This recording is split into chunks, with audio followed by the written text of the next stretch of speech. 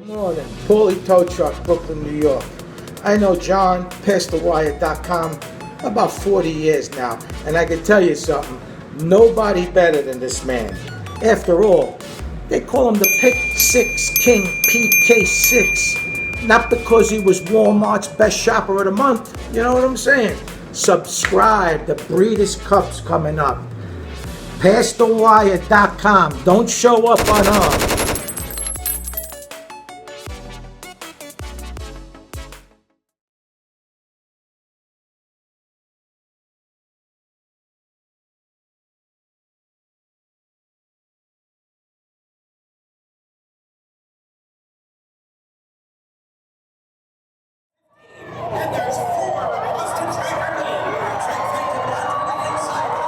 You're watching Pass the Wire TV.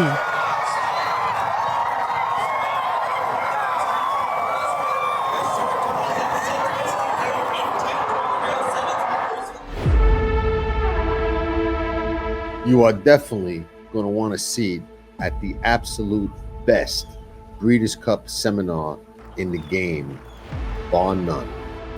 We are going to try and come out of the gate running, but more importantly, finish like the fastest car in the race.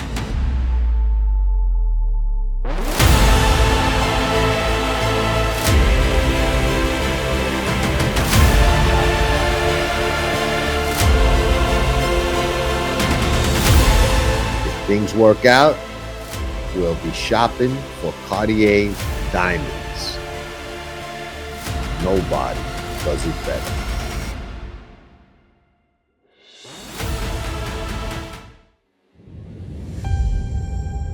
Tracking trips at Pass the Wire, no matter what your level of play is.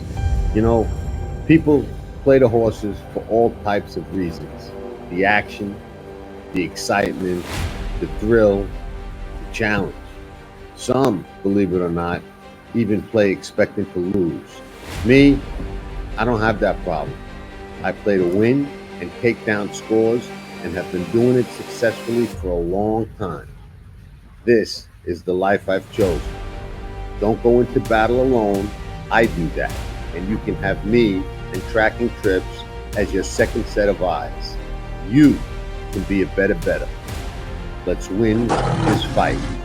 Patience, discipline, like a cobra, ready to strike at the right time.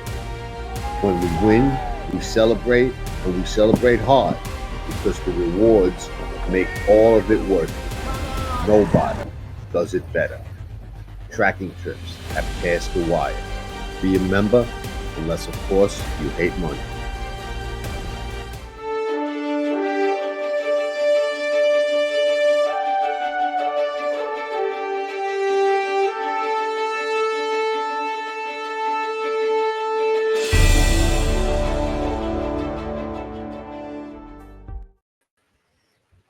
Ciao tutti. Hey, John. How's it going? Good. Tutto a posto. All good, man. All good. I can't help it. I'm excited. It's that time of year. The Breeders' Cup is around the corner. The racing is good. Keeneland Fall is opening up. It's all good.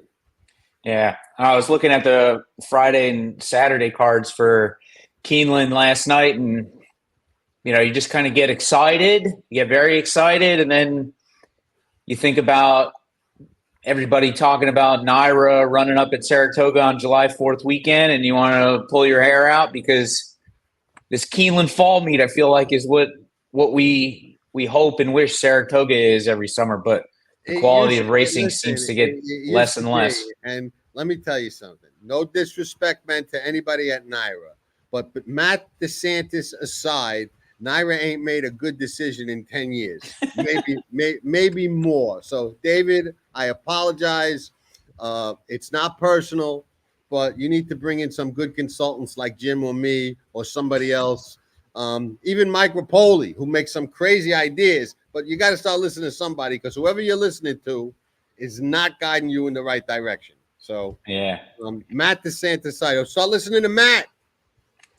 Matt's already there. Pay attention to Matt. He knows what he's talking about. Whoever else is talking to him doesn't. And I'll still never understand how Frank Martin does not have a race named for him. Who did they just name a race for? I forget. They just named a race for I don't know. But Frank Martin has no race named for him. Some house cleaning things we're going to start with. All right, we'll start with this one first. Now, I'd like to think there are certain things I know about. Okay, cars, I'm a car guy. I love them. I've had them all. Horses, I've been successful with. I'd like to think I know horses. Women, girls, I like to think I know them. There are certain things I think that I know. Sunglasses, chrome hearts, we know I know them. How to design hats? Jacques Marie, right. How to design hats that cost $3,000. You can't even buy one. Then they're sold out. We know that.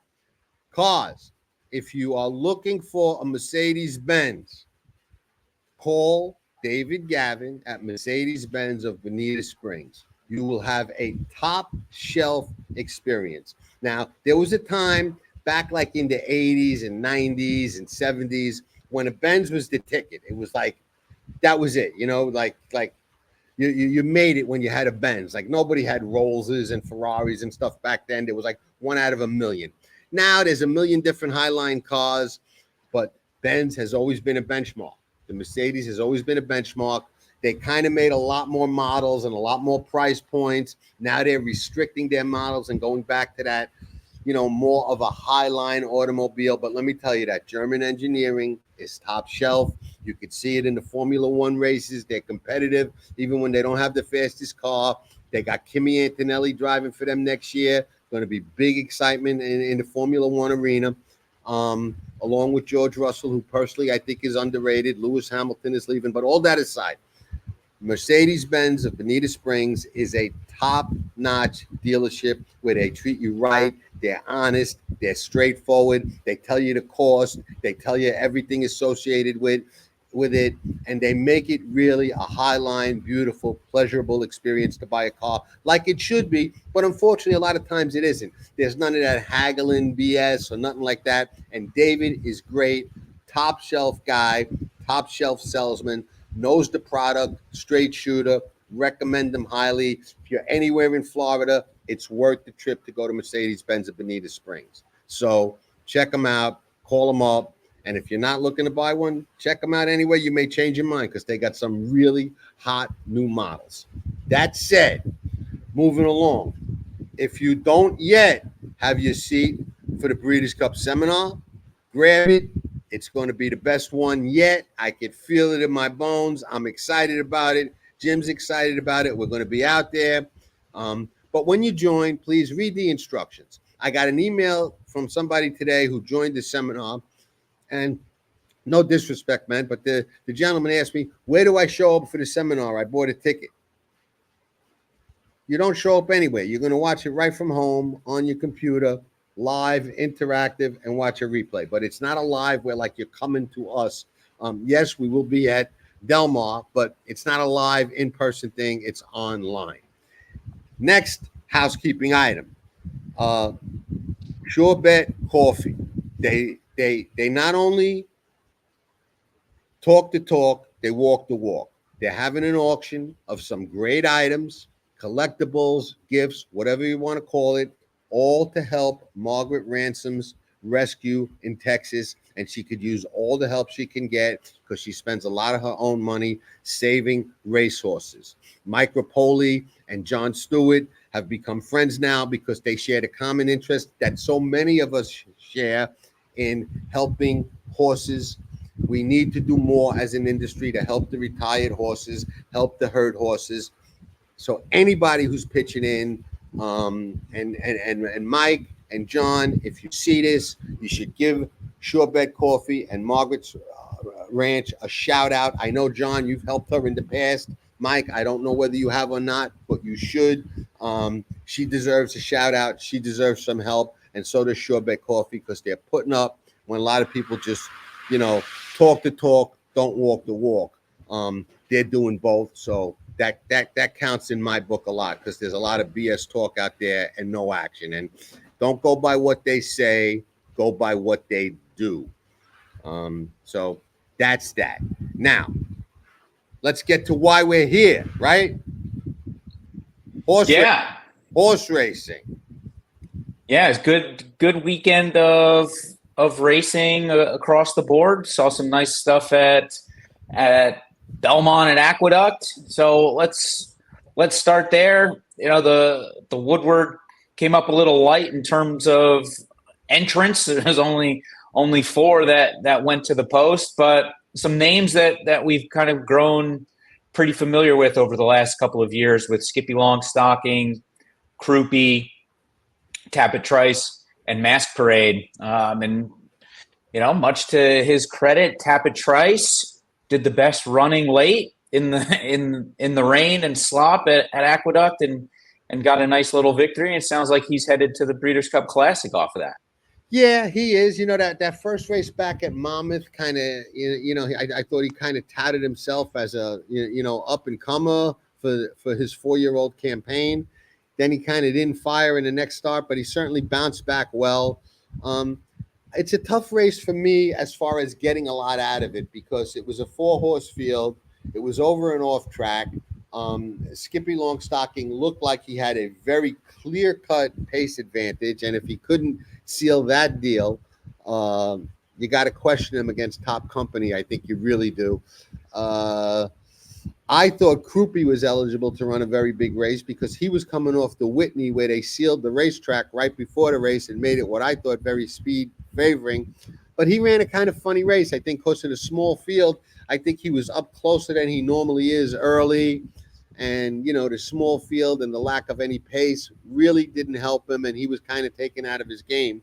So I will say this. He might be one to watch in a big field with a fast pace, running back to that against the bias race in the Whitney at a big price when he's completely overlooked. And maybe not a horse that can win the Classic, but certainly a horse that could be 20 or 30 to 1 and get into superfecta of the Classic, picking up horses late. But I don't know that you can gauge a lot out of that race for the Breeders' Cup Classic. Honestly, I don't know if Tappet Trice is going to be good enough. We'll see. We lost Dornock, so we lost one, pace speed horse. So yeah, again, we'll see. I don't know what we can glean out of that race going forward. Yeah, I think the big takeaway for me from that race is that Skippy Longstocking just doesn't live up to the wagering when the competition gets a little stiffer. That the Stephen Foster didn't run all that well, but then he beats up on a bunch of that next rung, the second, third tier horse at Charlestown. I'd put Tappet Trice on that second rung maybe, and he got beat by him. So Skippy Longstocking is one that I think you just kind of have to look moving forward at just the company that he's keeping, and he'll beat up on lesser competition. But when you need him to kind of elevate himself to match the competition that he's going against, he gets heavily bet and he ends up disappointing. Yeah, I can't argue with that. I can't argue with that. So we're on the same page. Yeah, and we'll talk about. If I had to bet now, I'd say the Breeders' Cup Classic winner was not in that field. No. Yeah, we'll talk about the Santa Anita races in a minute, but I did say on the show with Gio the other night that I just wasn't buying these horses coming out of those Monmouth races, and Tappet Trice and Sunsanador both won, so they made me look pretty stupid. But that's racing. Say? Horses humble everybody. Yeah. All right. So in the Vosburg, we saw Mufasa have a pretty impressive run. I know Gio liked him a lot, and Mufasa was one of the horses that you gave out on Tracking Trips, which is a nice little plug. If you haven't subscribed to Tracking Trips yet, perhaps you should as we get into these final Breeders' Cup. Unless you hate money. That's the only reason not to be a member. If you're not a member, you should hate money. If you like money, you should be a member of Tracking Trips. Yeah. But I'll tell you, Mufasa, I think is a serious threat going forward. I think that horse can run. I don't have a knock on him. I like everything about him. Everything. Yeah. He looked fantastic. And I think probably a player in the dirt mile. It sounds like that's where he's going to end up go to next. the mile or the sprint? I thought I saw the mile. Okay. So, well, we'll see. I'm pretty sure I read the mile, which makes it a little tricky, right? Because the horses that perform best in the mile are the ones that are typically cutting back from a mile and an eighth, right? Historically. Historically, maybe. The other tricky thing is, the mile at Del Mar is 2 turns. Yeah. So it's really a whole different kind of race than the Vosburg at 7 furlongs. Yeah. A mile at 1 turn and a mile at 2 turns are really 2 different animals, and a lot of people don't realize that. And I personally think they have to be handicapped and analyzed in a completely different fashion. Yeah. And post becomes a lot more critical in the mile at Del Mar because, you got a very, very quick run. You're on that turn pretty fast. So if you're wide, you got to have a plan and it's got to work out. So, all right. So we'll see where he ends up. But I thought I did read that they were looking at the Breeders' Cup Dirt Mile. One of the things that I recalled over the weekend was you and I sitting at Santa Anita last year. I think it was on the Thursday before Breeders' Cup started, and Silver Knot was running and finished second, had a little bit of a troubled trip. Then we got paid next time out. He won, I'm pretty sure, at a decent price, and he strung together a couple of nice wins. He laid an egg at Saratoga on Travers Day, and he laid another egg at Aqueduct. And to me, I just don't know how you can bet this horse back after those last two efforts. And on the contrary, perhaps Farbridge is the best dirt runner in the country, perhaps right now. I would be hard pressed to argue, and one of the things that I always look at when I handicap that a lot of people don't, I look at how fast horses come home. And if you remember, we talked about Farbridge when he went wire to wire 2 starts back. And, we talked about how I think I told you, when he was on the lead, going that slow, I thought the race was over because I already knew that he comes home faster than anybody else consistently. So he's already in front. How are they possibly going to beat him? And they didn't.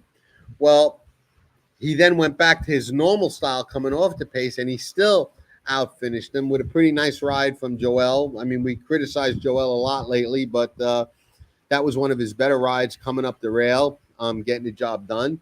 And I mean, nobody in my mind seems better than him, with the exception possibly of Carl Spackler, right?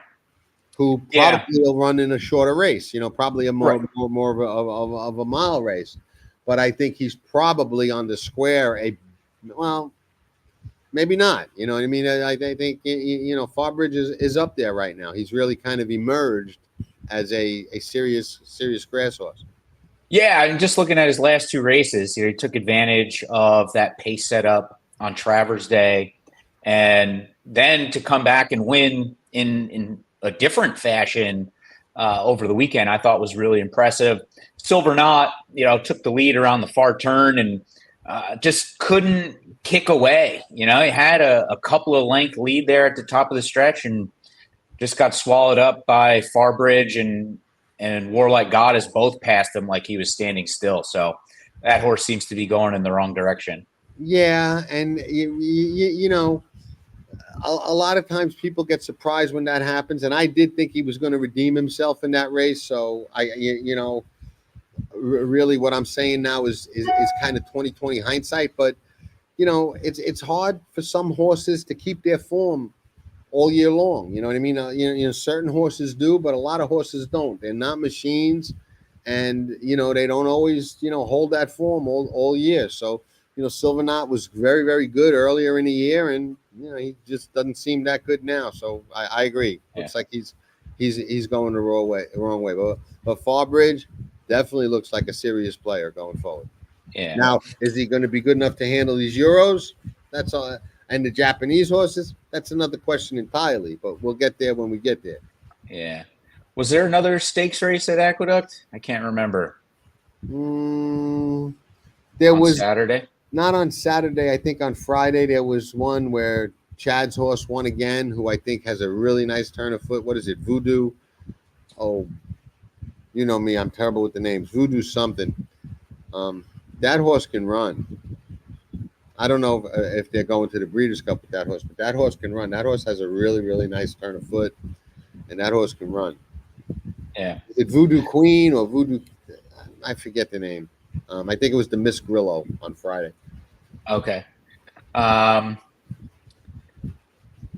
What about at Santa Anita? There was some decent racing. Looked like there was a good crowd.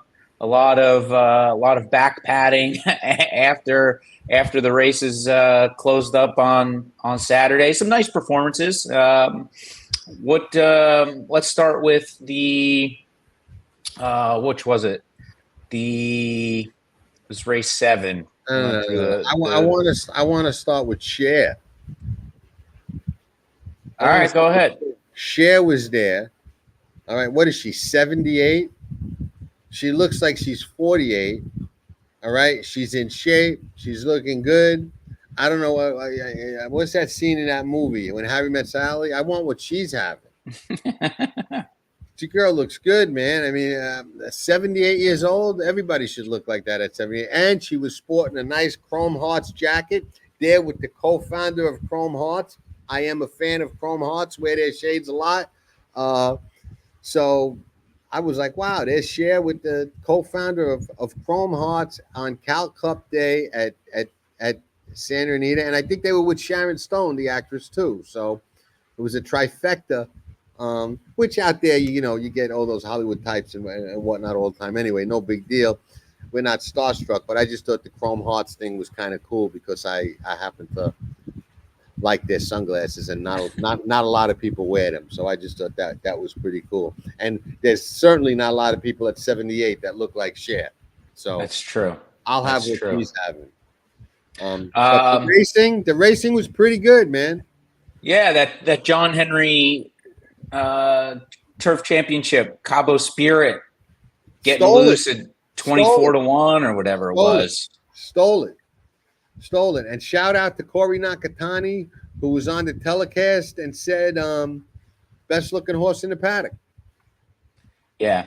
It's always interesting when you get a horse and a rider that are able to take advantage of an opportunity like that. It's like you've said in the past, horses, they get out in the front and they get a little bold, and their confidence continues to grow when they don't see anybody around them. And yeah, Cabo Spirit was able to just keep on going and get to the wire before everybody else could catch him. He certainly got brave on the lead. I think there was some questionable decisions by some other riders not going. Most significantly, I think, was the horse Johnny rode. There Goes Harvard, that I think wound up finishing second, who I think, had Johnny elected to be aggressive, could have been the pace setter. I think he could have gotten the trip that Cabo got and been on the lead and been the one to seal the race, but Johnny decided to sit. And, sometimes it works out, sometimes it doesn't. But I think that horse could have out-sprinted the other horse for the lead and got the lead and been the one that got the, walk the dog or waltz home kind of trip. But it just didn't work out that way. But, those races I love for another reason, okay? Obviously, Cabo Spirit kicked a lot of people's asses and knocked a lot of people out of bets. But I love looking at horses that made up ground in those races, for next time out when there's more of an honest pace or better setup for them, because sometimes they'll get lost or overlooked in the shuffle, especially if you find one that, all eyes weren't on. So I would suggest, if you're not a member of Track and Trips, where we will talk about that, and you're not coming to the seminar, which we will talk about that, but watch that replay and try and spot something that, everybody else might not be spotting, as far as a horse that was making up ground or could have made up ground if they weren't in a little bit of traffic or something like that, because that's where you find hidden gems. Yeah. Talking about jockeys making the right move, Mike Smith on first piece in the Eddie D, that downhill turf sprint. Fantastic. He just shot right up the rail. Mike, who's no spring chicken either, he's getting close to 60. He rode like Cher looked. It was like old timers day over there, man. Mike rode first piece and Sunsanador like Cher looked, man, with the Chrome Hearts jacket, man. He was just vintage Mike and just rode two. I mean, first piece was beautiful. Got shuffled back, didn't panic, saved the ground, went through a very tight hole on the inside. Had the horse to do it, knew he had the horse to do it, and had the guts to do it, and won the race. And a lot of people don't realize that, a jockey's got to have a couple of attributes to do that. One, they've got to have the stones to go through that hole. And two, they've got to know they've got the horse that's going to go through that hole. Because if you go and you don't make it and clear, your trip is over. You know what I mean? You're done.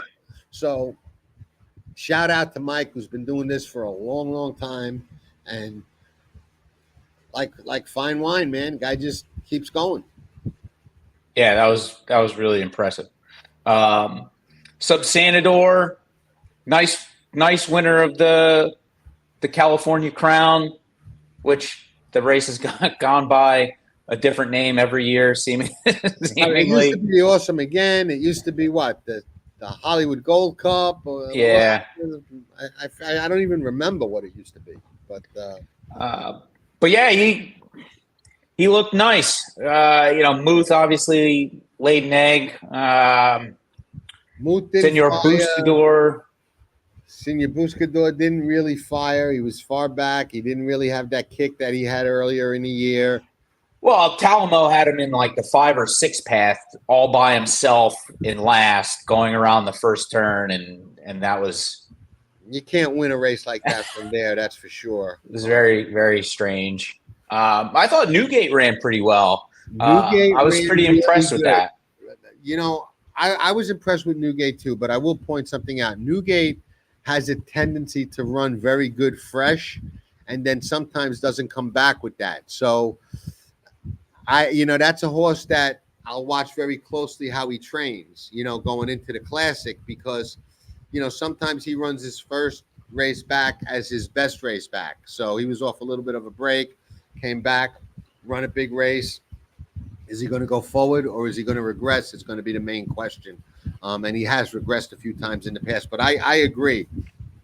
I think off the layoff, and, Bob would know better than anybody, because Bob would know how cranked up he was and whether he had him in a position to, need that race and move forward off it, or if he was all in for that race. And knowing Bob, he probably was not, and probably is pointing for the Classic.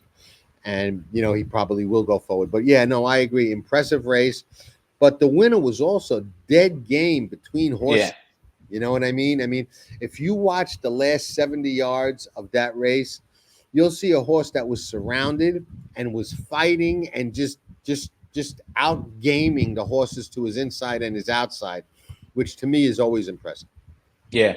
Yeah, he looked good. That'd be a horse I would continue to be interested in moving forward after I disparaged his prep at Monmouth. Speaking of another one that looked good in the finale on Saturday was Johannes for Tim Yachtine, and it seemed like this was the first time we've seen this horse, at least recently, be in a little bit of a fight, and he responded rather nicely, I thought. I agree. You know, I know that they've been very high on that horse for a long time, and I guess now he's 6 for 6 at Santa Anita. So we know he loves that track. I guarantee they're wishing that the Breeders' Cup was at Santa Anita, but it's not. It's at Del Mar, and you know, he's just a really, really nice horse. I mean, he really is. He brings it. He finishes good. He's game. You know, he can sit nice trips. You know what I mean? He doesn't have to be too far back or too close. He's kind of a perfect pocket sitting horse, which kind of works out in the mile races. He handles the 2-turn mile, which he's going to have to, whereas a horse coming in from England like Notable Speech is a little, you know, great miler, but a little questionable at the 2-turn mile, where he's not so questionable at the 1-turn mile. So Johannes is a, you know, 2-turn miler and probably an expert at that. So yeah, he was impressive. Yeah, he looked good. The overall event, you know, that looked like handle was up, attendance was up, which, you know, on the surface is always nice to see. And I think we've seen this trend, right? The Derby, with all the, you know, the different things that Churchill Downs does, the Preakness with the concerts in the infield, the Belmont being up at Saratoga, and just having it be a week-long sort of event now. The Travers, another sort of marquee event on the calendar. And now this, like, the marketing around horse racing is, you know, either positively or negatively, depending on how you want to look at it, is all event-driven now. And I think in the short term, that's fine. But I think long term, they're going to have to get a little bit more creative than just bringing some celebrities in and having a concert at the track to get people in. You know, the interesting thing to me that I saw somebody bring up on Twitter yesterday or the day before was, yeah, attendance was up 100%, but on-track handle was up less than 20%. So the people that are going are not betting a ton of money.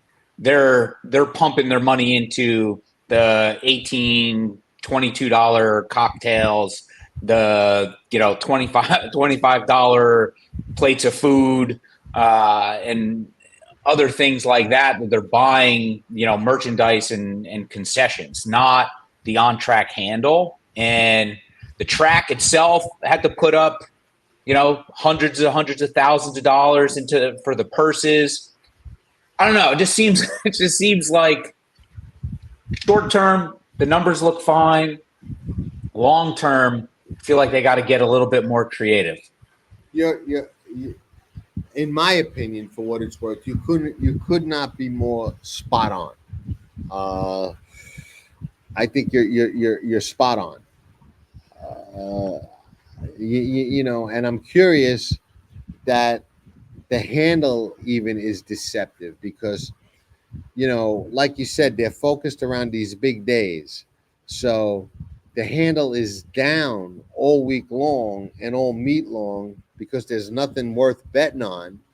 And then you load up these cards and the handle goes up 20% or whatever that percent may be. Does that offset all the negative cards that you have? You know, I don't know the answer to that question. Yeah. But I think it's a legitimate question, you know, and even if it was, yeah, it does kind of offset it. Well, how long is that plan going to work? You know, I don't think that's a very, very good long-term plan. You know, you're turning, you know, the racetrack into the World's Fair where, you know, you're there for 2 days and, you know, the rest of the days you could fire a cannon and not hit anybody. You know what I mean? And, you know, that's not a recipe for long-term success for sure. And it also does something that I think takes away from the main marketing element of horse racing that nobody seems to get who's in a position to do something about it. It's a skill gambling game. It has to be marketed as such. It's not a football game where you're watching other people play. Yeah, there's that element to it. There's the beauty of the equine and human athlete coming together as one in a sport and the racing competitive. There is all that there. But the bottom line is what really fuels that sport and game is the gambling aspect of it, whether people want to admit that or not. And it has to be promoted that way. It has to be marketed that way. One of the reasons that the poker boom happened was because poker was marketed that way. It was a skill game. It made you want to beat. You know, one of the things we talk about at tracking trips is be a better. You know, we're betting against not the house. We're betting against each other. You know, you got to learn the game and play it better than anybody else.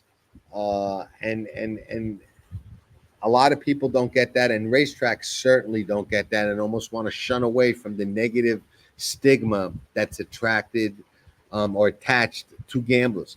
And poker never shied away from that.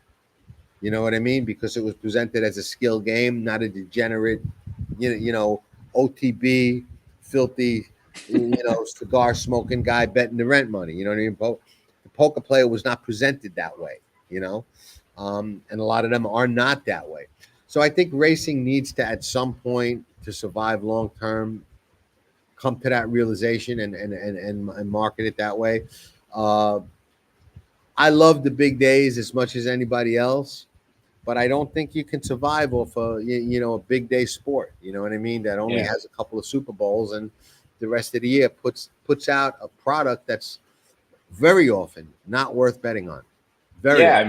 We saw that at Churchill Downs during their September meet. Handle was way down because they can't run turf racing there. They can't figure out what's going on with the grass there. The turf racing is, as we know, larger fields, more betting opportunities, more handle. So when you don't have that and you have 6 and 7 horse fields on the dirt for 3-4 weeks, whatever it was, it's just, I didn't even look at it at all. Not a single race. And I understand it's tough. One of the reasons I look forward to Keeneland is their turf racing in the fall is usually pretty good. It kind of gives us some chances to, pad the Breeders' Cup bankroll a little bit, which we'll be trying to do. You look at the Kentucky Downs meet, and they're ready to run head and head with the NFL, head and head with Saratoga, and they'll outperform them all. And why? Short meet, great racing, competitive, big fields. And let me tell you, that's a tough track. I call it Kentucky play at your own risk downs. There's a million ways to lose a race. In a regular race at Kentucky Downs, there's 2 million ways to lose a race. So, it's a tough track, but people love it. Why? Because of everything you just said. And they don't even have to market it, really, because it just sticks out what it is. Right. Everybody knows what it is. Yeah, we'll see what happens at Keeneland over the next couple of weeks. I think this first weekend, there's some good stakes on Friday, good stakes Saturday. What do they call it? The Fall Stars weekend? Yeah, you got the Fall Stars. And let me tell you, that ain't the only place you got Breeders' Cup, pre-Breeders' Cup stuff happening. You got the Arc de Triomphe, one of my favorite races of the year, the Prix des Opera at Longchamp. Those two races have produced their share of Breeders' Cup horses. Forever Young and Dermasotokaki and what's that other Japanese horse? They all ran, I think, the other day, didn't they? In Japan. Forever Young's running tomorrow, but Derma and Ushbe Tesoro. Right. They ran the other day, so we're going to be dealing with them pretty soon. That Champagne came up pretty tough, I thought. Yeah. You got Chancer McPatrick, Ferocious, and that Smokin' Wicked that I thought ran really well, and that hopeful to finish 4th or 5th. Yeah. Got a little pinch down the stretch. I'll probably be interested in betting him back, probably at a decent price, but we'll talk about that later in the week. But yeah, I think this is it, right? And I think we kind of see over the last week, you come out of Saratoga, Kentucky Downs is there for a handful of days, and then now we're getting into last weekend, this weekend, into really the final opportunity to see horses that are going to be running in the Breeders' Cup, and then we spend the next couple of weeks formulating an opinion. Absolutely.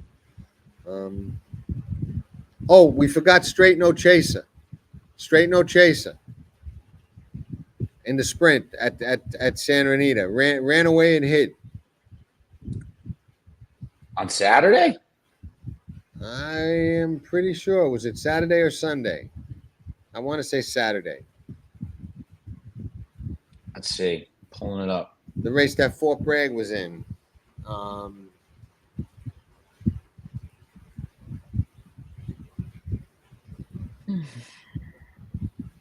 Don't tell me I dreamed it and I've officially gone mad.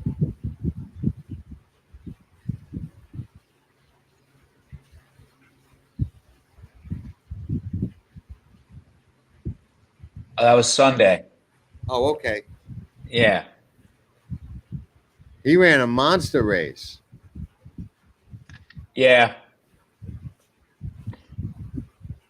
Now he's a horse that, coming back off the layoff, ran monster for Dan Blacker. I would definitely be worried about a regression from him. Definitely. I don't know. Equibases. Oh, here we go. Yeah, that was only his second start this year, right? Yeah, he broke bad, made the lead when they shipped him to New York. I liked him a lot that day. He kind of fell apart. I didn't like him at all this time, and he just ran away and hid. But again, he looks to me like a horse who ran the race. They're hoping he runs in the Breeders' Cup on Sunday, and I don't know that he can run those back to back. So yeah, I would be a little leery of him, but he does deserve a mention because he did run off the screen and win. Well, you know what I was surprised to see? Cogburn's not running this weekend in that turf race, that turf sprint at Keeneland. Is he running in the Breeders' Cup or not? Or didn't I think so. Something? I don't know. I don't think I saw anything to say he wasn't running in the Breeders' Cup. I guess he's just coming in off that win at Kentucky Downs. I would agree with that. I wouldn't run back if he was my horse. He's dead fit. He runs well fresh. There's no reason to run him again. And he'll still be legged up from that Kentucky Downs race. I agree with that move. Especially a horse that runs as hard and as fast as he does. Yeah. Yeah, I mean, Asmussen knows what he's doing. That horse just seems to be unbeatable this year. And we had him at 7-1 the year before last on the turf at track. Yeah. That was screaming. People thought I was nuts. But well, I am, but it wasn't because of that. All right. I think we covered everything. We got some insights to the Breeders' Cup to look forward to. If you're looking for a Mercedes-Benz, you know who to call. Sure Bet Coffee is doing an auction that's worth taking a look at because they're going to be helping some horses. Amwager, the latest promos, fantastic platform. Our seminar, Track and Trips. We'll be heading out west soon, you and I. Yeah. Breeders' Cup all week long. Lots of coverage, lots of stuff we'll be bringing you. Never know what could turn up, who could turn up, what could happen, what we can come up with. So a lot to look forward to. And I've given out 3 NFL winners in a row. I was really hoping you didn't mention that because I've given out 3 losers. I mean, pretty soon people are going to start watching my NFL picks just so they know who to bet again. You know what I mean? Just so they know to bet the other way. And there's value in that too. That's right. That's right. So you should tune in because there is value in that. And so far, I've been 100% wrong. Okay. And the beauty of it is last week, I liked the Vikings. I'm going to pass on them. I like the Chargers, 7.5. They lose by 7. I'd have won that bet. Other game I liked, the Bills. I thought they were going to upset the Ravens. They got annihilated. So, Yeah, they of got course, their asses kicked. the two games I like that I didn't bet win. The one game I like that I did, up the track. So, Yeah. my streak is alive. And I even took my first pick of the year was the Jets to upset the 49ers. That I felt was such a bad pick that I took the next week off, or I'd be 0 for 4. So I'm only 0 for 3. So actually, I'm ahead of the game. That's good. That's good. How did the Jets manage to lose to the Broncos? I don't know. That was bad. That was really bad. I think it's coaching. There are all these penalties. A lot of people saying that, and I agree with that. And I didn't watch the whole game. I watched a little bit of the end of the third quarter and watched a little bit of the fourth quarter. But I think I saw 5 passes that I could have caught that the Jets didn't catch. That's not coaching. Yeah. Everybody played like crap. Everybody was bad. And then you could get the win anyway, and you missed the kick. I know. Come on, man. I know, especially with it was 50 yards, which it's not necessarily a chip shot, but how good these guys are, you think it's going in. The Meadowlands with the wind can be a little tricky. I remember Bill Parcells used to say they leave those doors open for the visiting team when they're going one way instead of the other way because it messes. Yeah, the wind was really, really strong. But for everybody who asked, we survived the hurricane. Was not fun. Was not pleasant. Minor damage, scrapes and bruises, but we're all okay. Everybody that reached out and thanked and asked, thank you so much. Touches my heart. Means a lot. Really appreciate it. But the smoke cleared and we're still here. So that's what counts. Good. All right. Good. All right. We will reconvene with our Keeneland preview later this week. So until then, ciao for now. I land on the 6, Mufasa. When you're 3 for 3 at 7 furlongs and you just come off setting a track record, it's hard to go against. So he's my top choice. Inside the final 16, Mufasa is going to win the Vosburg impressively. Very important to have a horse that's successful at this and comfortable at downhill. I land on the 2, First Piece. It's actually going to be a pretty strong play of mine. The intelligence of Mike Smith here is going to be paramount because he's going to read how things look around the first turn, and I think he'll be in a good spot. Boss Sully First Piece is coming through smartly along the inside, has the narrowest of openings to get through, and here he comes. I landed on First Piece as well. I think looking at these races on that downhill turf course, you need to find horses that have had success on it, and you need to find jockeys that know what they're doing, and First Piece fits that bill. First Piece takes off inside the furlong pole and opens up a 3-length lead on Air Force Red. First Piece and Mike Smith, stellar in the California Crown. Eddie D. Ravens at home, been a little bit unlucky so far this season, and I think they reversed that tonight. They're -2.5 on the spread, about -140 on the money line, and that's where I'm looking. They've got about 36% of tickets and about 53% of the overall money on the game. So low bets, higher dollars. Line's been about 2.5 consistent throughout the week. That's where I'm looking. Ravens, money line. Good luck.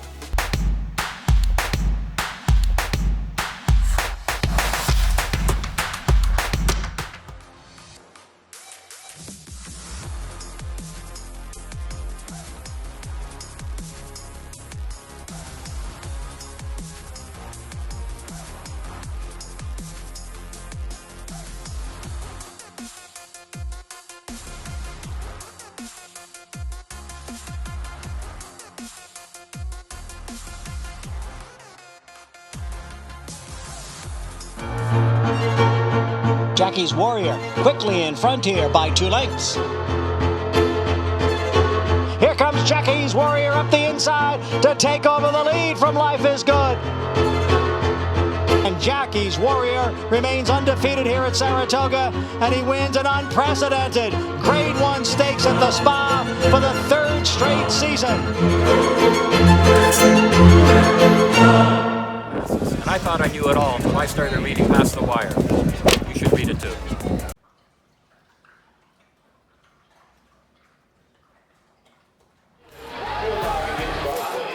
Nobody does it better.